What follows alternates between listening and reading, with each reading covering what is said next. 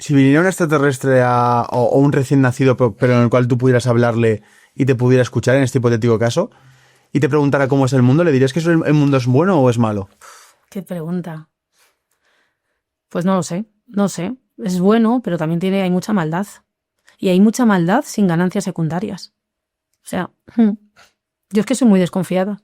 Pero sí, pienso que, o sea, hay muchas cosas muy bonitas, pero también hay mucha maldad gratuita. Y hay muchos cánceres intraorganizacionales, motivados muchas veces por la envidia, y hay gente que toma pastillas para dormir, insisto, por muchas veces malas relaciones intraorganizacionales, por ejemplo. Entonces, el mundo es un lugar muy bonito donde vivir, pero tiene muchas cosas un poco regulares. ¿Y crees que hay gente que es mala de nacimiento o nace, todos somos como, entre comillas, vírgenes y cada uno vamos cogiendo un camino? Bueno, yo no sé si os habéis leído El tercer gemelo de Ken Follett. No. ¿Tercer gemelo se llama? Sí. No lo conozco. Sí, me has hecho dudar, pero sí, creo que se llama El tercer gemelo. Además, lo he recomendado muchas veces. Y me gusta mucho ese libro porque habla mucho de la psicopatía en una familia donde hermanos gemelos se crean en el mismo ambiente, pero tienen, claro, unos médicos, otro es criminal. Entonces, me gusta mucho, ¿no? Vale. Entonces, yo creo que para la pregunta, ¿no? Al fin y al cabo, de los psicópatas nacen o se hacen, o el mal nace o no se hace, yo creo que 50-50, yo creo que hay un poco de todo. Es verdad que muchas veces para hacer el mal tienes que nacer con esa psicopatía o ese psicoticismo alto, te facilita porque no sufres, no sufres por las otras personas. Las personas que tienen empatía sufren, entonces no llegan a hacer los actos. Pero luego también tiene que haber el ambiente, y tiene que ver muchas veces el ambiente. No es lo mismo un ambiente desestructurado, disfuncional, no es lo mismo personas que crecen sin apego. El apego es fundamental, que muchas veces, yo lo he escuchado en vuestros programas que habláis del apego, pues el apego es fundamental en los primeros años de la vida. De hecho, muchas parejas no se quieren separar, divorciar, porque están con el tema de los niños por el tema del apego, porque el apego es fundamental. Entonces, también tiene que ver mucho el apego, muchos traumas de mayor tienen que ver con patrones de comportamiento de cuando éramos niños, y el apego es un factor fundamental. Entonces, es un laberinto de variables que ejercen influencia para que con 18, 20 o 15 años cometas el mal. También, o sea, si tú te crías en barrios disfuncionales, en barrios desestructurados, donde la violencia está normalizada, Claro. Eso también facilita. O sea, yo siempre digo que somos como un producto biopsicosocial, que tenemos que estudiarnos y tenemos que comprendernos y tenemos que perfilarnos desde el punto de vista biológico, psicológico y social. O sea, yo soy así, y mis circunstancias, por lo que he vivido, por lo que vivo actualmente, por cómo soy genéticamente y luego socialmente. No puedo estar inmune a lo que pasa en mi alrededor. Tenemos que tener cuidado también, supongo, en esos tipos de entorno que ni siquiera pensamos que pueden generar un efecto tan grande como generar un asesino o un futuro asesino. Por ejemplo, estaba pensando en ese chaval o esa persona que sufre bullying en el colegio, ¿no? Sí. Esas víctimas de un contexto doloroso y que sufren, y que luego acaban provocando un trastorno después de al no haber sentido ese amor o sentido ese vínculo social de no confianza o de no apego, acaban haciendo atrocidades o cosas malas, ¿no? Es un poco que todos tenemos un poco la responsabilidad, que parece que eso es a ese caso de esa familia que no han sabido amar a su hijo, pero que en cierta parte nosotros, como compañeros de clase o como compañeros de trabajo, podemos observar cuando hay alguna persona que está quedando más marginada o que está quedando más, hablando menos, ¿no? Como que podemos hacer más de lo que pensamos por evitar Exactamente. O sea, cosas malas. siempre están los factores de socialización primarios, padres y madres, que tienen el factor determinante o más importante, ¿no? Sí, total. Y luego los factores de socialización secundario, profesores, profesoras, el medio, y luego los compañeros y compañeras. Lo que pasa que es verdad que muchas veces, fijaros, que que ha habido como desde hace, yo creo que 10, 15, 20 años, ¿no? Mucha normativa, mucha aplicación, ¿no? Para el tema de ya no solamente del bullying o del ciberbullying, sino también del mito del amor romántico, por ejemplo, ¿no? ¿Esto qué es? El mito del amor romántico es que si te quiere, o sea, si no te hace llorar es que no te quiere. El mito del amor romántico es cuando se idealizan las relaciones, que ahora en el mundo del ciberespacio es de como me quiere mucho me pide las contraseñas.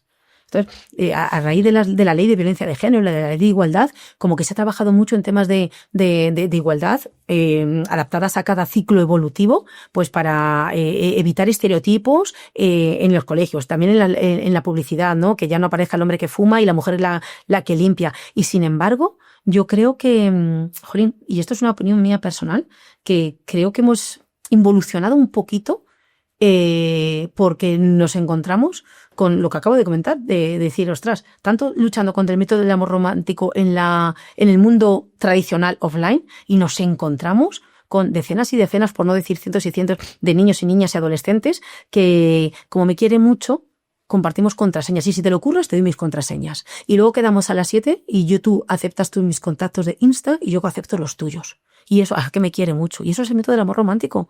Y eso no tiene nada que ver con el amor. Eso es toxicidad. Y es que, no sé, creo que hemos evolucionado mucho.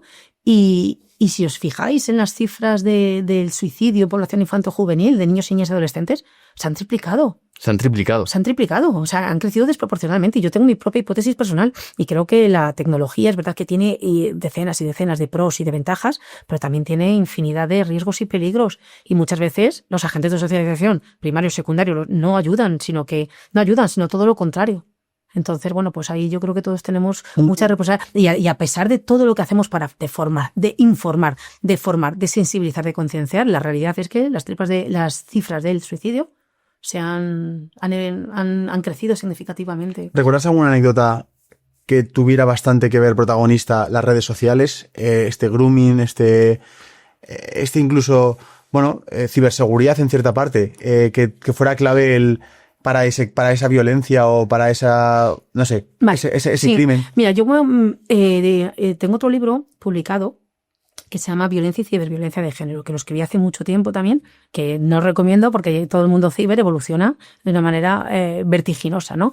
Pero yo me acuerdo que cuando lo escribí, que fue cuando el COVID, me acuerdo que tuve más tiempo para... Que fue realmente el boom de la tecnología, sí, de redes sociales. Y lo escribí ahí y hablaba. Y yo me acuerdo que a lo que nosotros hoy denominamos violencia de género digital o ciberviolencia de género, en entorno ONU, en entorno UNESCO, se llama o se denomina tecnología que facilita la violencia de género. Además, por sus siglas en inglés, TG, no sé qué, TH, bueno, no me sale así del tirón, pero bueno, se conocen estos entornos. De hecho, yo muchas reuniones que tengo, no se habla de violencia de género online, no se habla de este concepto en estos entornos, en entorno ONU, UNESCO, etcétera. Y yo me acuerdo que pensaba, ostras, qué osados siempre los americanos, ¿no? Digo que ya dan por hecho que la tecnología, porque la propia definición, a lo que nosotros llamamos ciberviolencia de género, ellos llaman tecnología que facilita la violencia de género. Yo decía, qué osados que ya dan por hecho que facilita la violencia de género. Y después, cuando he tenido la oportunidad de poder estudiar el fenómeno, basándome en la evidencia, diría, absolutamente que corrobora la hipótesis, pero no solamente que facilita, sino que amplifica. Claro. Que amplifica. Yo siempre cuento una anécdota, ¿no? Que cualquier persona, cualquier relación de pareja, que discutes, ¿no? Una discusión de pareja normal, que todos hemos discutido con nuestras parejas, ¿no? Y ya en función, yo siempre digo, también me vais a perdonar que haga otro paréntesis, pero es que me parece fundamental y siempre lo digo en todas mis charlas, la importancia que tiene de ver el mundo con las gafas de las diferencias individuales. Lo que a una persona ni le roza, a otra persona se quiere quitar la vida, etcétera, ¿no? Entonces, bueno, en una discusión de pareja nos diferenciamos las personas en esos rasgos que he hablado y en impulsividad, en irritabilidad. O sea, ante el mismo fenómeno, una persona se irrita mucho y le sienta muy mal o es muy impulsiva y otra persona pues lo lleva de otra manera. ¿Por qué? Porque venimos así. Forma parte de la parte sabio del esquema que comentaba antes, ¿no? Entonces, en esa discusión de pareja normal que todos hemos tenido antes, ¿no? Antes en el mundo, cuando no existía tanta tecnología, ¿no? Pues discutías, te decías a lo mejor cosas que te arrepentías, siempre desde el punto de vista de la normalidad. No hablo ya de comportamientos de violencia de género, ¿no? Pero bueno, pues ¿quién no ha insultado o ha dicho algo que luego te arrepientes, ¿no? Y te ibas, ¿no? Venga, déjame en paz, y tú eres esto y tú eres lo otro, y tú eres esto y tú eres lo otro. Venga, déjame en paz, que no te quiero volver en mi vida. Bueno, ya depende ya de nuestras variables, vectores de impulsividad. Y te ibas. Y luego el tiempo, esto siempre, además me encanta la aplicación de la psicología, porque si tú conoces un poquito de la curva de la hostilidad, todos hemos llegado, todos subimos arriba. Hay una persona que llega hasta aquí, otra persona su curva de hostilidad es hasta aquí y otra es hasta aquí. Pero bueno, la curva de la hostilidad tiende a bajar. El tiempo tiende a bajar. De hecho, cuando hablamos de resolución de conflictos, siempre decimos, cuando estás en emocional, no vayas con mensajes racionales. No vayas con mensajes racionales porque lo único que hacen es alarmar más. O sea, además es que no puedes, el cerebro no responde. El cerebro tienes que esperar a que baje y cuando ya empieza a bajar, ya puedes empezar a meter mensajes racionales basados ya un poco en la colaboración, ¿no? Pero cuando estás arriba de la punta de la discusión, lo único que puedes hacer es el tiempo, el time out. El tiempo. Entonces, bueno, pues antes, en esa discusión, en este escenario que acabamos de inventar, de la pareja, te discutías, Te ibas y el tiempo hacía su trabajo. Y tú hasta a mí me decías, ostras, ¿y qué he dicho? Y madre mía, y no sé qué, porque te arrepientes un poco del comportamiento, que somos humanos, ¿no? ¿Qué es lo que pasa ahora? Que te llevas el móvil. No te vas a ningún sitio sin el móvil. Entonces, todo lo que pasaba en el mundo ahora sigues de manera online. Entonces, bueno, pues un poco lo que he comentado, ¿no? Que corroboro la hipótesis, que amplifican y que facilitan y que yo creo que hasta empeoran las relaciones. Para esos padres que nos escuchan, que ahora tienen un hijo, pues yo que sé, 3 años, 5 años, 10 años incluso, ¿qué les recomendarías con el uso del móvil? ¿Les recomendarías que les regalasen un móvil, que se esperasen a la mayoría de edad? ¿Crees que hay un momento mejor que otro? Hombre, pues evidentemente, cuanto más puedan retrasar el uso de las pantallas, pero ya no solamente por los riesgos y peligros de Internet, sino por las propias también consecuencias que puede tener el uso de las pantallas, y ya no solamente por el tema de perder la vista, etcétera, sino que muchas veces refuerza comportamientos muy adictivos, ¿no? Chutes de dopamina, especialmente con determinados vídeos, ¿no? Que lo que están, tú eres el producto de esos vídeos y lo que están. Yo siempre digo a mis hijos, en Internet no hay nada absolutamente gratis. Que no te engañe que ponga gratis, porque tú cuando pones gratis, tú estás siendo el producto, no el cliente. Y es una cosa que yo, un mensaje que desde muy chiquititos les he dicho, contestando a la pregunta de qué edad, o sea, si se puede retrasar, pero es verdad, bueno, dicen las teorías 16, Australia ya lo han prohibido, el uso de las redes sociales, aquí también está en proceso de regulación, los 16, pero yo, y esto es una decisión, esto es una opinión mía muy, muy, muy personal, por supuesto que no muchas familias no la compartirán, ¿no? Pero yo muchas veces me encuentro con dinámicas donde hay variables también muy importantes para en ese crecimiento de la personalidad de un niño hasta los 14 o 16 años, ¿no? Que es la época de más plasticidad cerebral, donde se construye la personalidad, donde se desarrollan los valores. O sea, eso es un poco lo que es más plastilina que se está formando, ¿no? Entonces, por supuesto, lo puedes retrasar, pero también ten en cuenta otras cosas. Yo, ya no hablando de comportamientos delictivos, pero muchas veces estoy en mesas con amigos, con amigas, con compañeros, compañeras, que están separados, divorciados, de manera no friendly. Anda, coge el móvil, que es el fresco de tu padre, que no tiene dinero para irte de vacaciones contigo, pero sí con la novia. Anda, coge el teléfono. Y a mí se me pone la piel de gallina. Esto lo has visto tal cual. Sí, comportamientos así. Y claro, y una niña de 8 o un niño de 9 años coge el teléfono y yo muchas veces lo digo, otras veces ya digo, es que ya me dicen, deja el trabajo a un lado. Digo, pero es que no estás haciendo daño a tu expareja. No estás cargando un derecho fundamental, que es el derecho de ser niño. Que el niño o la niña no tiene por qué. Es que es su padre o es su madre, y estamos hablando de comportamientos normales. Y entonces ese tipo de comportamiento, pues para mí, y esto es una decisión personal, para mí es preferible que este niño de 9 años tenga un dispositivo, tenga un teléfono móvil, que no tiene que ser con conexión a Internet, que existen los teléfonos de antes, pero por favor, que llame el padre o que llame la madre cuando están separados y tienen que hablar con sus progenitores, pero que eviten este tipo de comentarios, porque es que este tipo de comentarios, cuando se repiten en frecuencia, en duración, en intensidad, es que es lo que hablábamos antes. Diferencias individuales. Habrá niños o niñas que a lo mejor, bueno, pues sean más resistentes, sean más resilientes, pero habrá niños que a lo mejor desarrollen trauma. Y traumas que luego tienes tú que profundizar. Yo tengo muchos amigos psicólogos y psicólogas que utilizan, bueno, que emplean la técnica de la MDR, y muchas veces no hay un trauma, no hay una agresión sexual, pero a lo mejor este tipo de frases... ¿Técnica MDR qué significa? Es que no sé muy bien exactamente, yo ya digo que no soy psicóloga clínica, bueno, soy psicóloga clínica, pero no de profesión. La técnica es que no me acuerdo de las siglas en inglés, de sí, lo busco, ACE Movement, pues es una técnica psicológica que la verdad que tiene mucho éxito. Es EMDR. Vale, la busco. ACE Movement. ¿Y por qué haces así con los dedos? Sí, porque funciona así. Bueno, no lo puedo explicar porque no es mi campo, pero sí que tengo muchos compañeros y compañeras que la trabajan en consulta con resultados eficaces, ¿no? Muchas veces tienen que ver con este tipo de traumas, que no es una agresión sexual, que no es un maltrato físico, pero este tipo sí. Sí, pone desensibilización y reprocesamiento por movimientos oculares. Sí. Consiste, mientras la persona recuerda un hecho traumático, el terapeuta guía una estimulación bilateral del cerebro, movimientos oculares de un lado a otro, sonidos alternados o pequeños toques alternos con las manos.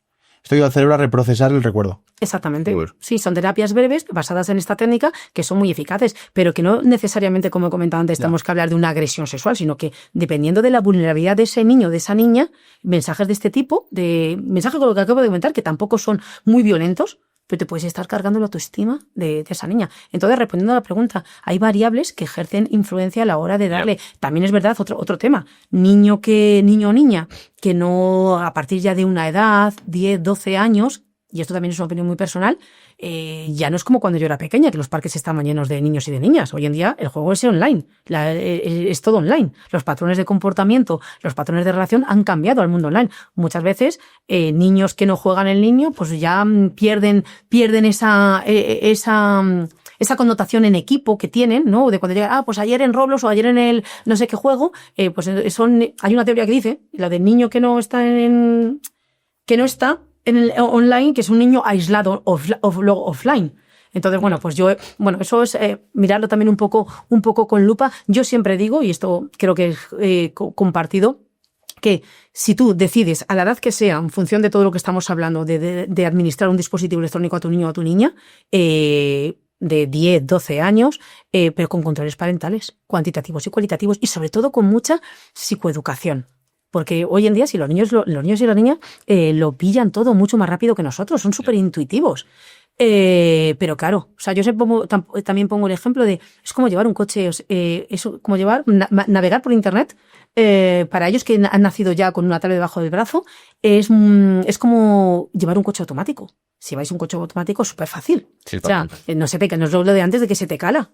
No, es un coche que venga, si pisas, aceleras, si subes un poco, frena, pero ¿y qué hacer cuando se te cruza un animal? ¿O qué hacer cuando aparece algo intempestivo en el comportamiento online? De repente un groomer que se hace pasar por un niño y ya te empieza a decir cosas.